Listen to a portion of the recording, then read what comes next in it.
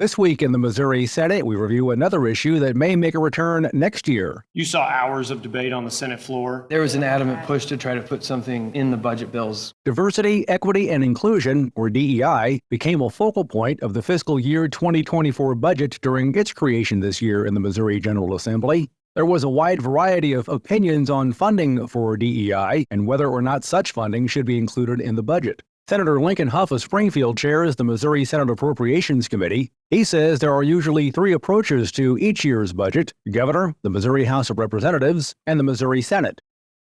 Around that language, and ultimately the decision was made in a recorded fashion to not include it in these budgets. I've said it a few times, but when you're crafting an almost $50 billion budget and there is language attached that could jeopardize some funding for vulnerable populations, for folks that are in nursing homes, for our DD population, I don't think that is a responsible action to put in possible peril tens of, if not hundreds of millions of dollars worth of funding for vulnerable populations. Missouri Senate Minority Floor Leader John Rizzo is from Independence. He says when the appropriations measures made it to the upper chamber in April, a majority of Missouri senators opted to fund state-provided services. Clearly, you saw it on the floor when they offered the amendment that really wholeheartedly appreciate our colleagues on the other side of the aisle who stand with business, who stand with actual conservative values of letting business be what business is, not trying to null contracts with hospitals, not trying to null contracts with people who actually do the state's work through contracts. Senator Hough says when the Missouri Senate finished creating the final budget, it reflected what he considers dinner table conversation.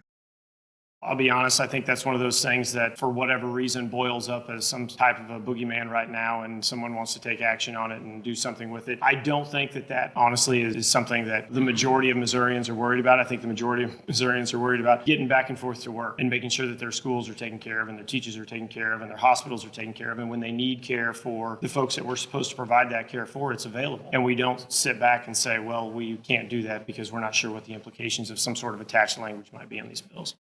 Senator Rizzo adds he expects to see more debate on this issue next year.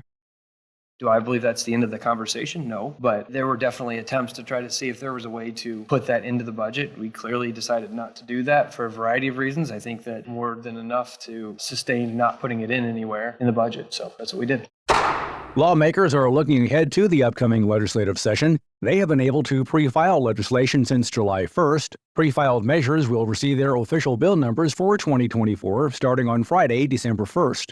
The second regular session of the 102nd General Assembly will begin in January. And remember, you can follow these and other issues facing the Missouri Senate by visiting our website, senate.mo.gov. Reporting from the state capitol, I'm Dean Morgan.